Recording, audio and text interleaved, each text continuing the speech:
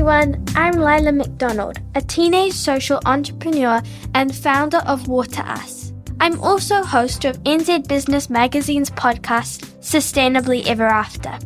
Proudly brought to you by OfficeMax, New Zealand's leading workplace and education solutions provider. I'll be exploring the incredible world of sustainability and entrepreneurship. On this podcast, I'll be talking to guests who are making waves in the world of sustainability. Those who have built businesses with a purpose, those striving to make their companies greener, and those leading the charge for social and environmental change.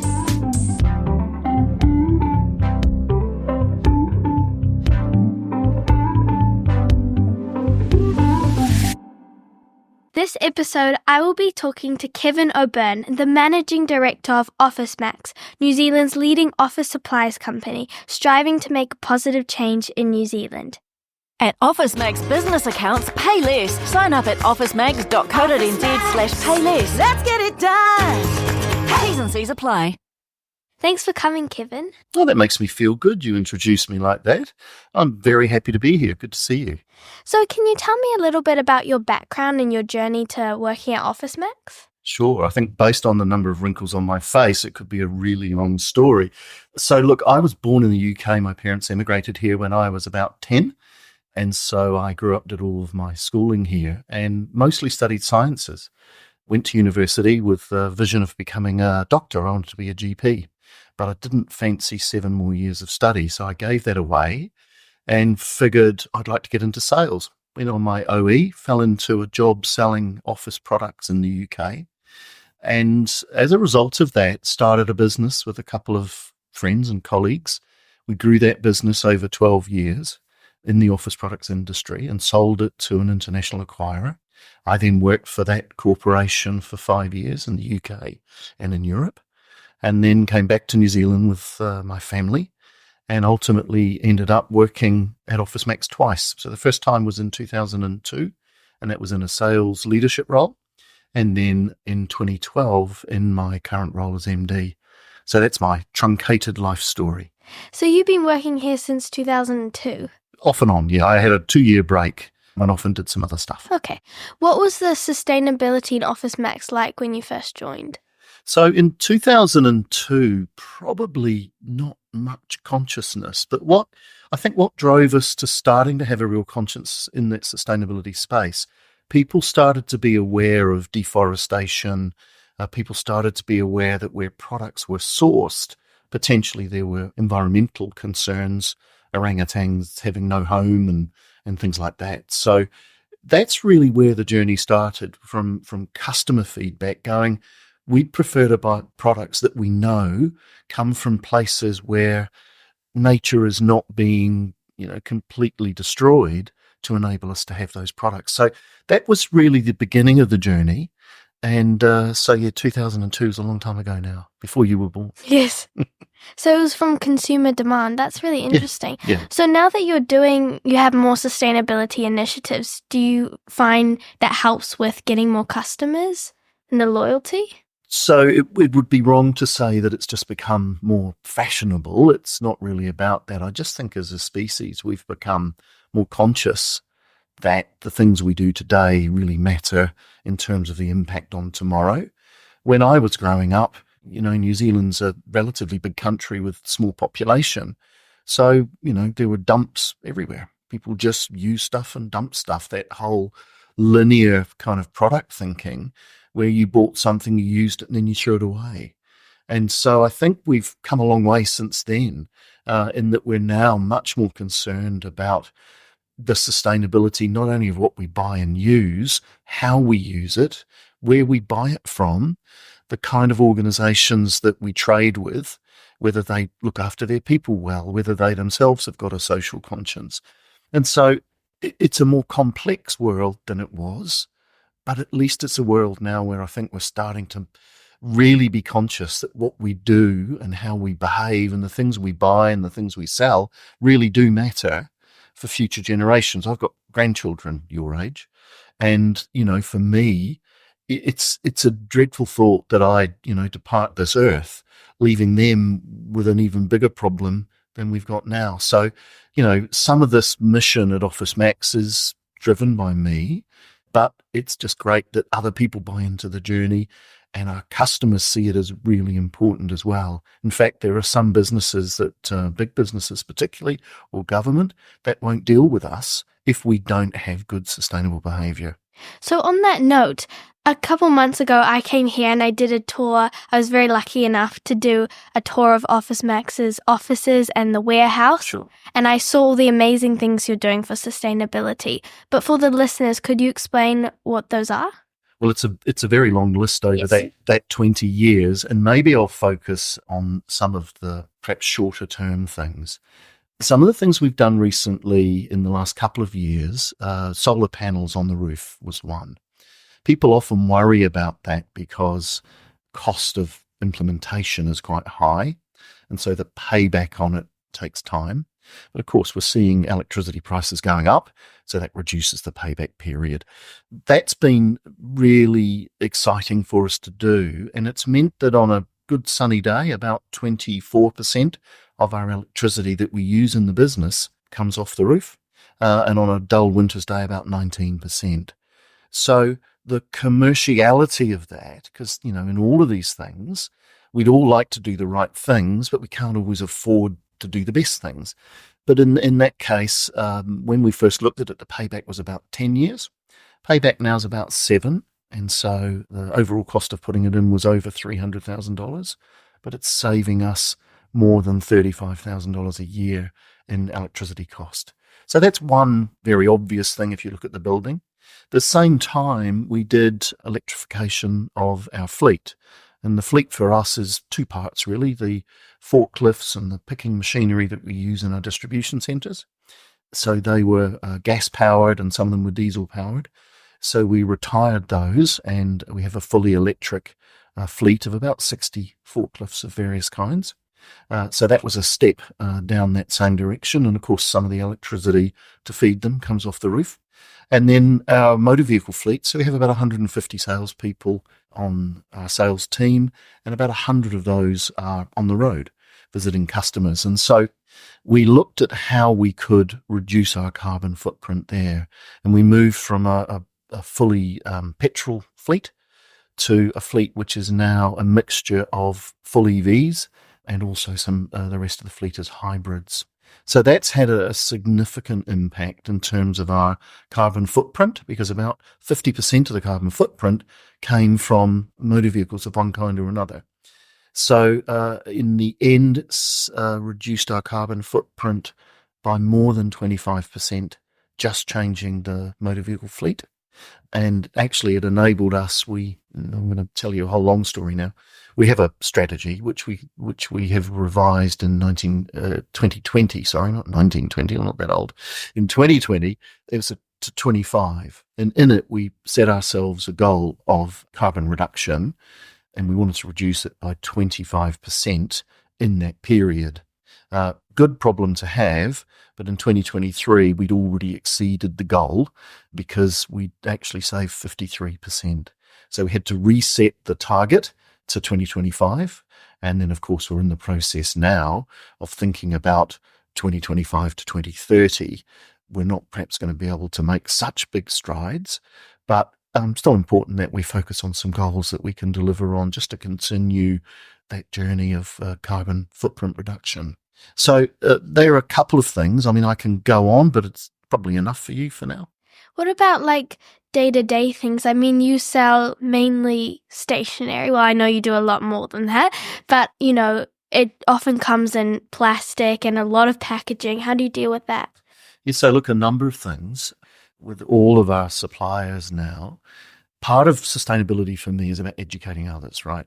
So whether they're our own staff or our families that work for us, or whether they're our suppliers. And so we, in 2023, established Responsible Supplier Code. And basically that grades our suppliers into 3 tiers in terms of their sustainable behaviour. And we look to encourage them where we can to move up that scale of sustainability in terms of packaging. We also have our own packaging standards, And so we expect our suppliers to be moving down that road of reducing the amount of plastics, both in the packaging and also in the products over time. So, we measure and monitor that. And when we find new suppliers, that's part of our procurement process, is to understand how they behave in that space. So that's kind of the external stuff and the products coming into the business. But what about us? What could we do in our own space to help reduce plastics? So a couple of things. We invested about $1 million in some box making machines, and they're quite clever because they know the size of the products that are going to go into the box, and they select a footprint box effectively to go around our picking line, and they select the smallest size that will fit those products. And when it gets to the end of the picking line and all the products are in that box, it folds and crimps and puts a lid on the box that makes sure the products are well protected, but we don't use any fillers. Or if we do, on the odd occasion, have something that isn't very big in the box, we'll put some recycled paper in there. So we use our damaged boxes and we kind of partially shred them, and we use that shredded material as dunnage to protect products if we have to. So two things: by changing the boxes, we stopped using plastic pillows.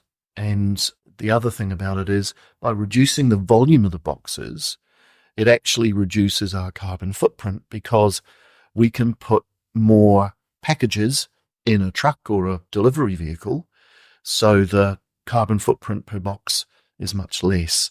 So it's all part, I think, of this, having this culture of constantly thinking about, in every decision that you make in the business, how can you improve your sustainability?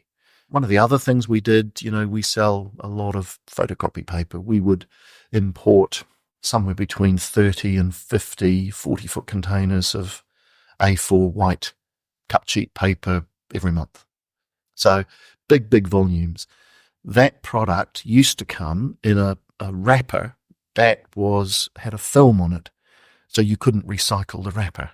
We worked with the mill that we use, and they came up with a 100% paper wrapper that would keep the moisture out of paper, because it's its biggest enemy.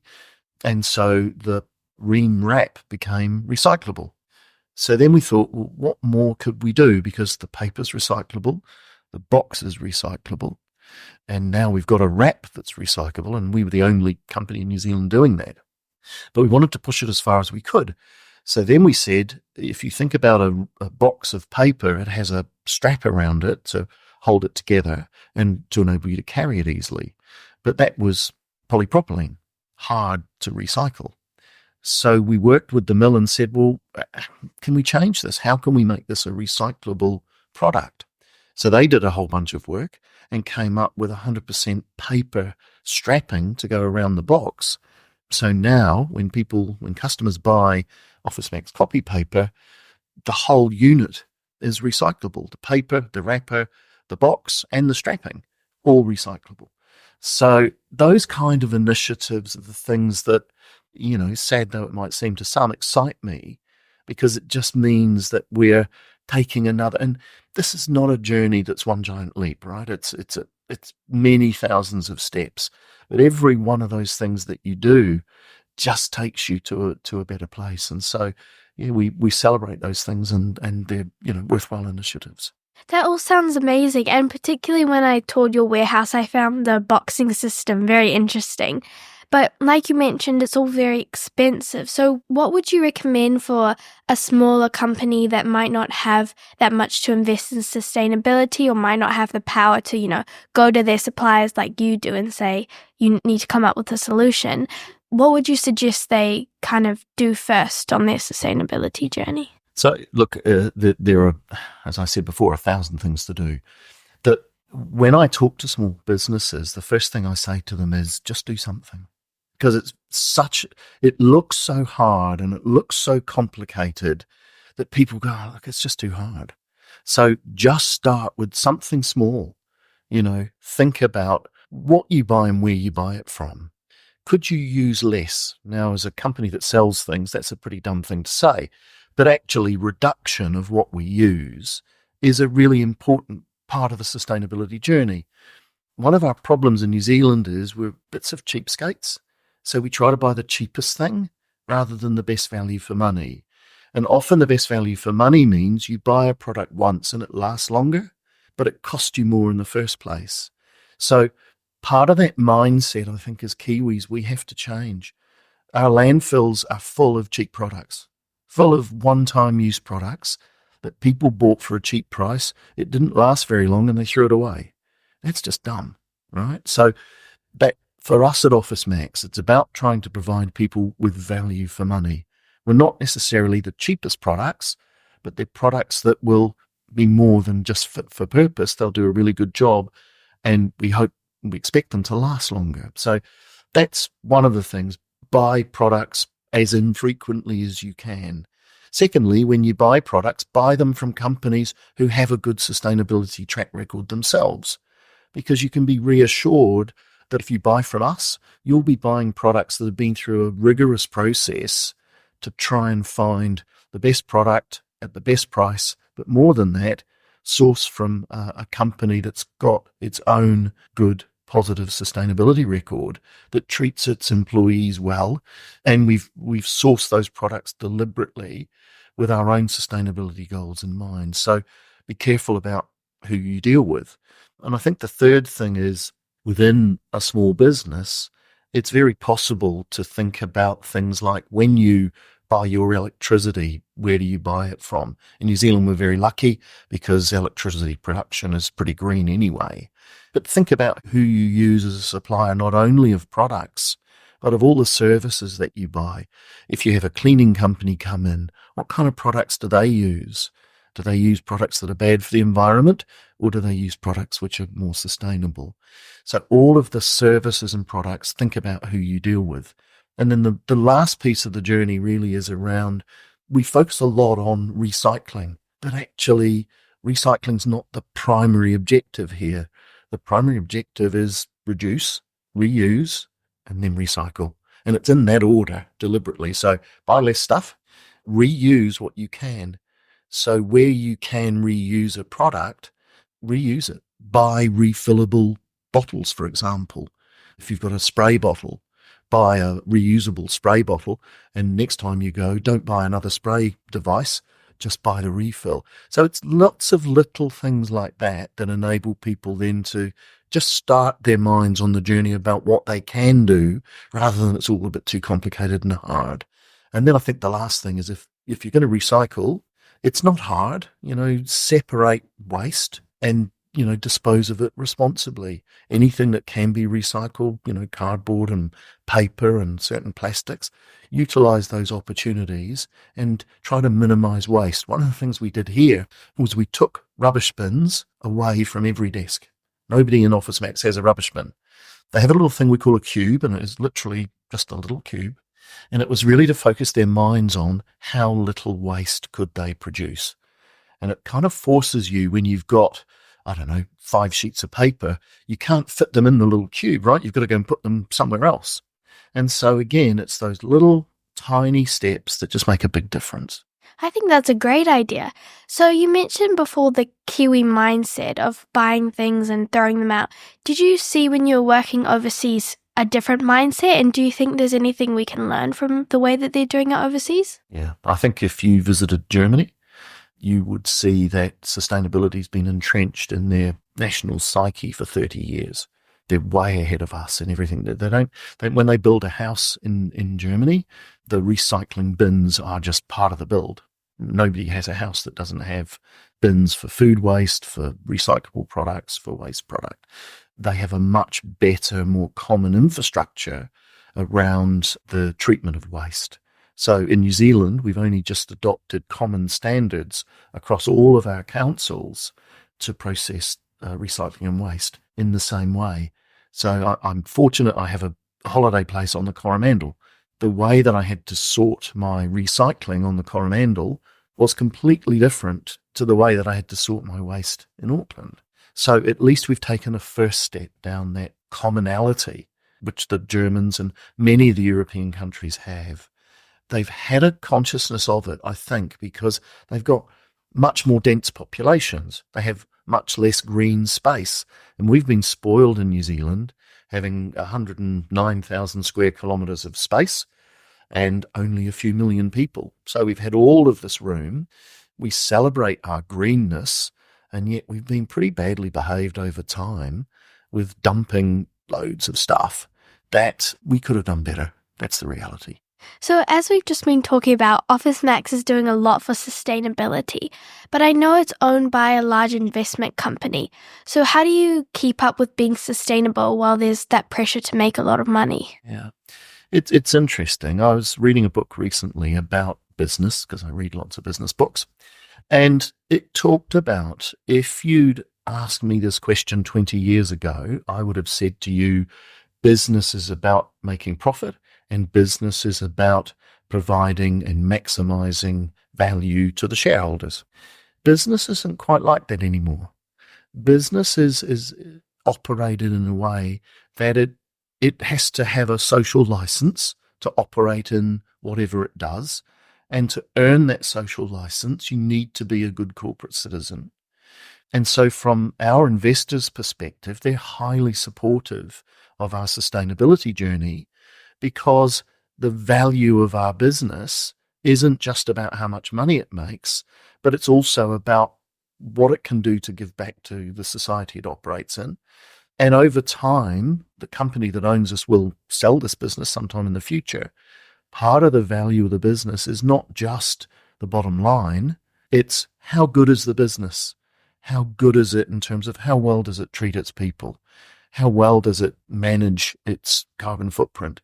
And for our owners, every quarter we have to report to them what progress we've made against a bunch of criteria. And our owners own about 60 or 70 businesses across the world.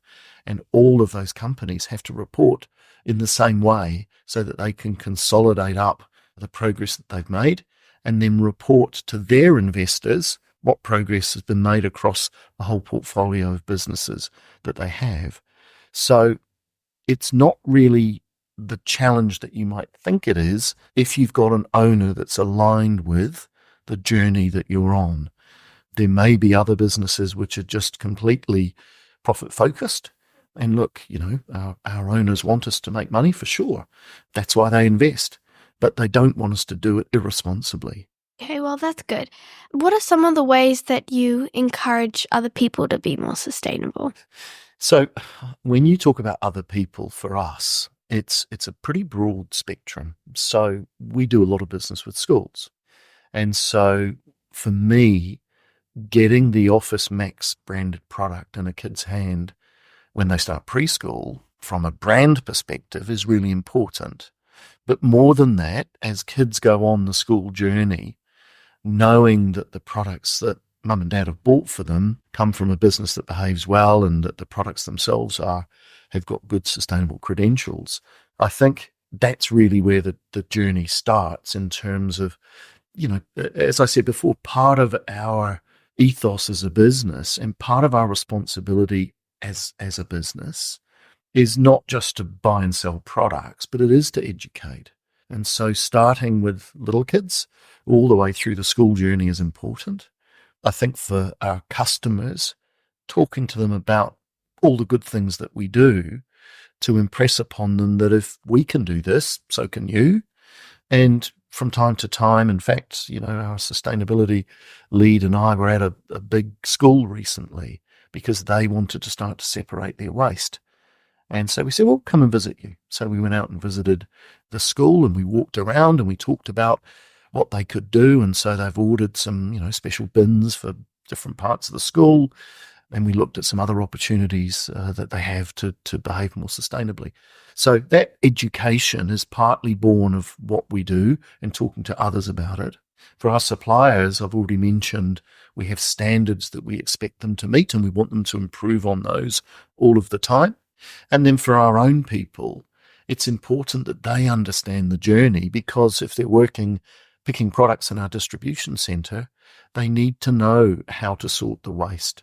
They need to know how they can use the space effectively in a box so that it doesn't have a big carbon footprint when it's delivered. So that internal communication and education is ongoing. The bit that I find really rewarding is when I talk to people and they've taken some of the habits from work home. And so again, it's that almost learning by osmosis, that when you're in an environment that does behave well in this space, it naturally kind of ripples out that the people who work there and their families then start to behave in the same way. So that's part of the educational purpose of a business, in my view. I think the other thing that's really interesting is when we recruit new people into the business, particularly the generation that we're recruiting now, which is just the one ahead of you, they are really concerned about sustainability and about fairness and about equity. And so when people come for interview, often we, at the end of the interview, say, have you got any questions for us? And I don't get involved in too many interviews, but maybe 20 in the last year. But people often say, oh, look, one of the reasons we came for an interview here is we went onto your website, we saw the stuff that you do with diversity, equity, inclusion, and belonging. We saw the stuff that you do with the environment or sustainability, or the things that you do and how you treat your staff. That's the reason we're here for the job. Now, yes, they want to get paid for doing the job, but actually the reason they came to see us was that we were able to articulate to them, this is the kind of business we are. And people make decisions increasingly on alignment of their own values and the values of the business that they go to work for, more than just how many dollars do I get in my bank every month. So all of that's really important. I've probably got away from the question you asked me. That's okay. But I'm a bit of a rant. So does that mean that you've seen like an increase in people caring about this sort of thing? Absolutely. Okay. Yeah, absolutely. So I'm a dad and a granddad. And as I look at, the generation behind me and my grandchildren, I've got my own sort of personal gauge on people's mindset around sustainability. And the good news is that I think as we go through the generations, there is increasing concern, but of course it's increasingly difficult to ignore. I was watching the news last night, and how many countries in the UK and in Europe and in other countries where they've got flooding that they've never seen before. So it's hard to ignore climate change. And then beyond that, what can we do to make sure that that doesn't become the normal or indeed get worse?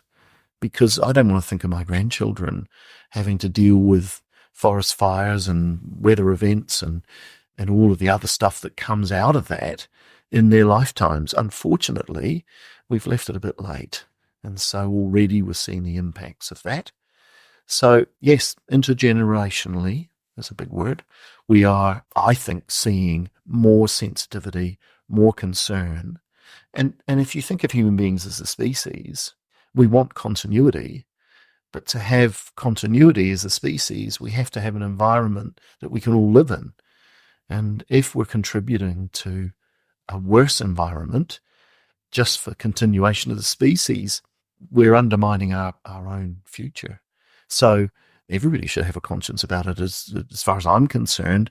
But I think, to your question, the generation before me, my parents, didn't think twice about loading up a trailer and going to the dump with everything we had, whatever rubbishy thing we had. And we've all become victims of consumerism. We get told about all the good things we should have and all the good things we should buy without thinking about the consequences of that. And my parents' generation, very much a victim of that. And so as we go forwards, it gives me hope that we can get on top of this and we can get it right. And I hope it's not too late already. What is OfficeMax's next steps in its sustainability journey? So it's an interesting question because the more you do, the harder it gets. Do you know about the law of diminishing returns? Yeah, so the law of diminishing returns fundamentally says if you keep doing something, to get incremental gain gets harder the further down that journey that you get. And that's the challenge that we have. So having told you a good story about, 53% carbon reduction, we are unlikely to find anything that will give us another 53% carbon reduction. So for us, I think we just have to accept that we keep moving forwards, but it's just in small steps. The things that we're focused on currently, when we get to renew our fleet next time, what will our options be? We've gone down the mixture of hybrid and EV. Will there be hydrogen vehicles available? That's one of the things. One of the other things we're focused on is when we look to our suppliers, how can we help them and enable them to behave better? How can we, as a consumer of whatever it is they produce, put sufficient criteria in place that encourages them in the nicest possible way, and probably in a commercial way, to encourage them to take quicker steps down that road. So probably throughout this interview, you kind of picked up, for me, it's very much an educational journey. We'll continue doing that. There are some things that we probably don't do enough of. I'm very keen that our staff are enabled to get involved with some of the charities that we work with. And we had a call recently from one of those charities where they need some people to help process food in the run-up to Christmas. And they, through their network of charities, distribute food. And they need some help. And so that volunteerism is another way that businesses can help charities to help others in society in a number of different ways. So I think that's becoming more of a focus for us. In terms of the practical aspects, we've just put in all new bins in our business around the areas where we have tea and coffee and so on. And so we're separating out our waste better. And we've just done a re-education program where it was actually designed around a game where you had pictures of different products and you had to decide which bin they should go in. I have to tell you, I failed on 4 of about 30 products. And so that's a constant process for us, is continuing to educate our own people on where stuff belongs and, don't put food scraps with the recycling or, whatever it might be. We're looking at solar power for our Christchurch distribution centre and seeing whether we can get that installed. And the journey around products continues as we probably get tougher with our suppliers. So we're looking for compliance. And so here's a real benefit, I think, of the digital age. We're starting to be able to capture the attributes around the products we buy from suppliers. And so by that I mean, is it got FSC certification? Has it got PEFC certification? What's their behaviour as a business in terms of the way they treat their people? How safe's the environment? What work are they doing in terms of sustainability? So the digital age that we're in is starting to enable us to scrape that data from suppliers. And so you can very quickly establish who the good ones are and who the not so good ones are. And we will and have, if suppliers don't meet our standards, stop using them. We had an example not very long ago where a company we were using in the Far East nailed all of its fire doors shut. Oh. And they did it because they wanted their people to be working at work and not be able to sneak out the back door and get a breath of fresh air. So they nailed the fire doors shut. And we used a third party. They did an inspection. They found this. And so we said to the company, until you fix this, we're not buying anything else from you. That's crazy. And trust me, within 2 weeks, they remedied the problem. The inspectors went back. It was done.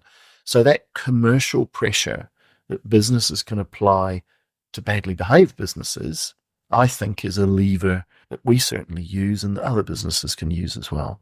Yeah, I think especially, like you were saying, with more, pressure on these younger generations, more people thinking about it, and they're putting pressure on the companies they buy from, which means they have to put pressure on the suppliers, to be better.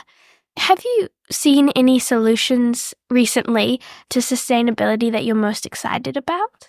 It's a really good question. I'm just constantly excited about the opportunities, to be honest, because there's always something new coming.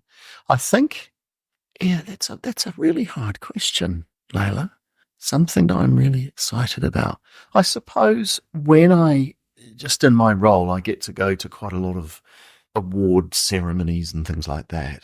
And I think for me, one of the things at the last one I went to that I was impressed by was how competitive people have become to be seen to be doing well in the sustainability space. And most of these, the business community operates award systems to celebrate various elements of doing business. The sustainability category has become almost the most premium area that businesses want to be seen to be doing well in. And so as a result of that, you've got much more competition in that area, and people are driving themselves harder to try and win those categories and get the recognition that goes with it.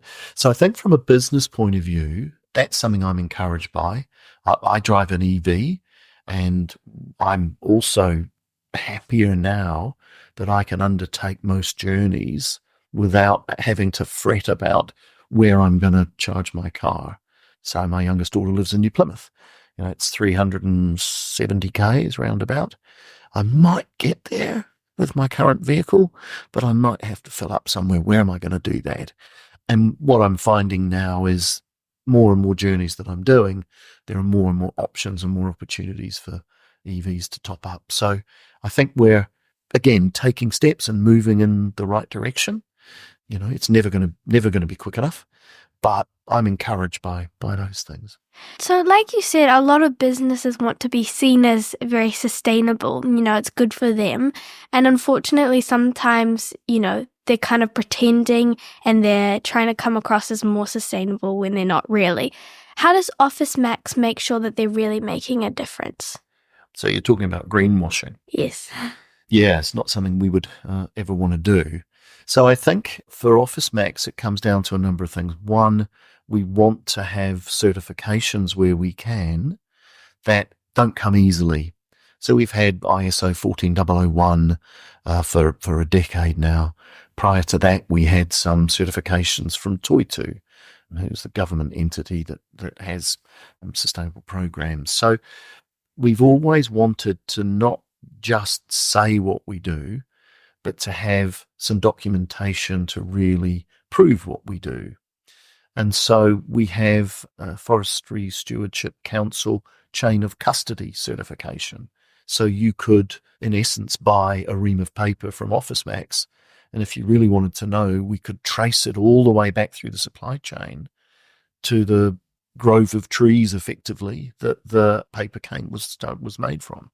So that kind of certification, there are others like PEFC and so on, give us credibility. That isn't just what we say, but a third party who's an expert in that field endorses us as a business that behaves in the right way.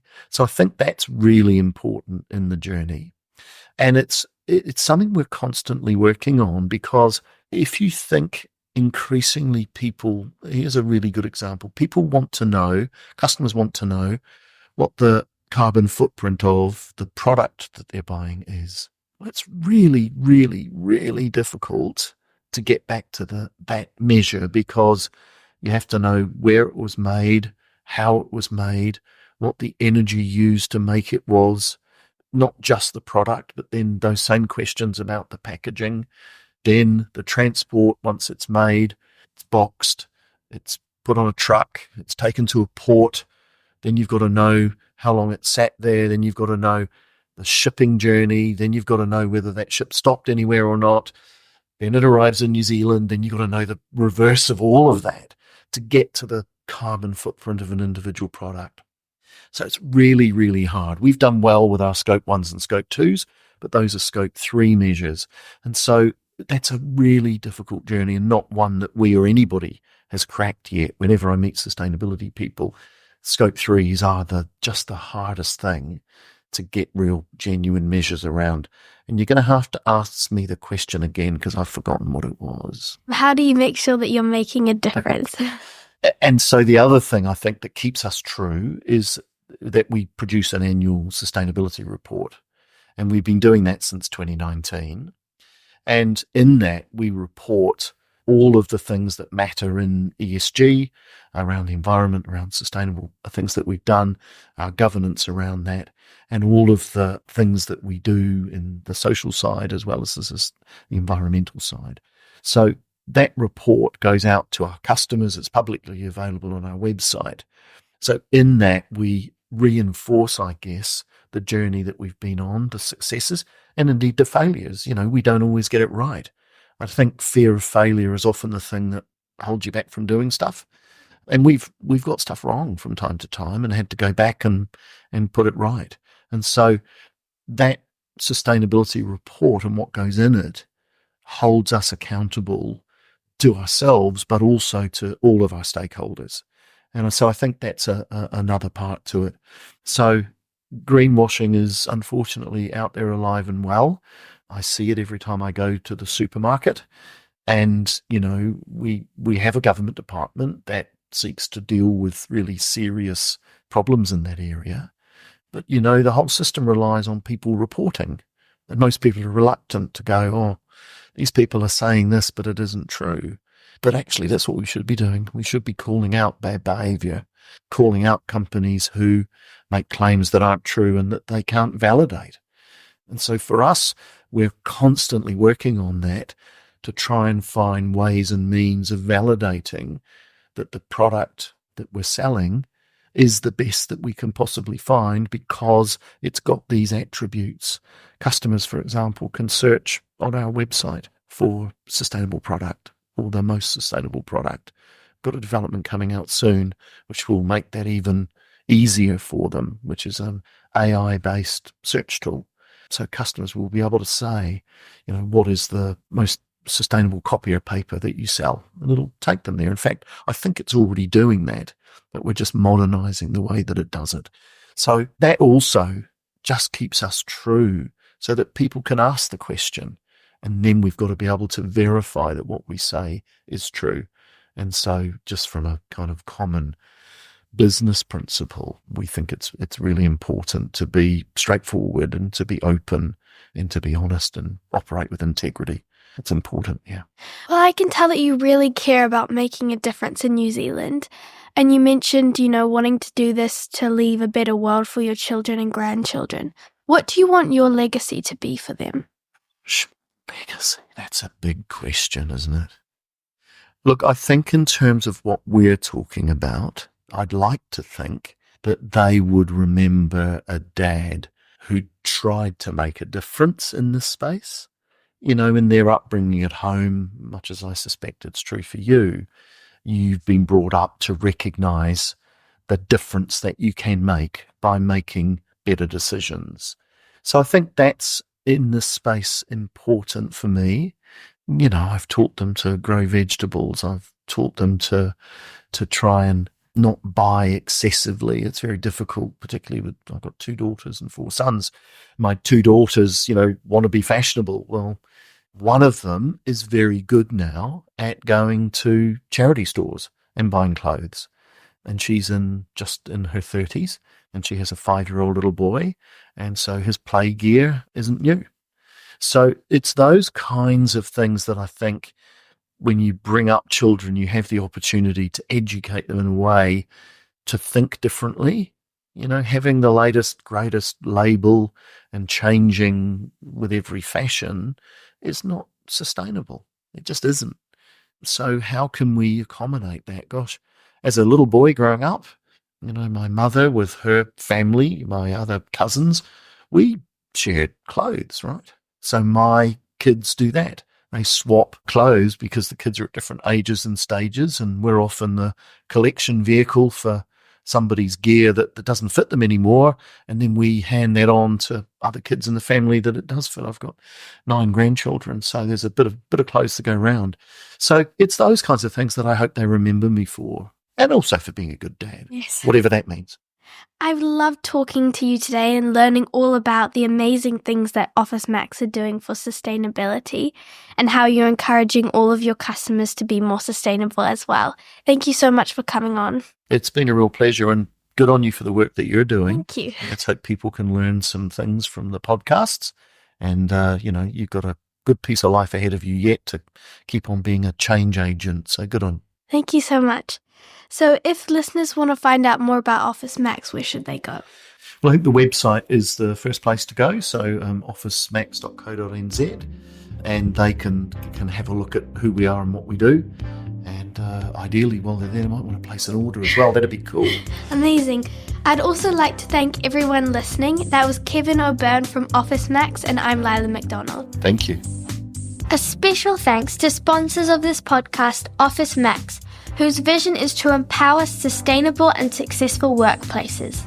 Learn more about how they can help your business at officemax.co.nz. Don't forget to subscribe to the podcast and stay tuned to nzbusiness.co.nz for more details on upcoming episodes and bonus podcast material. Let's make our world more sustainable, one story at a time. See you soon!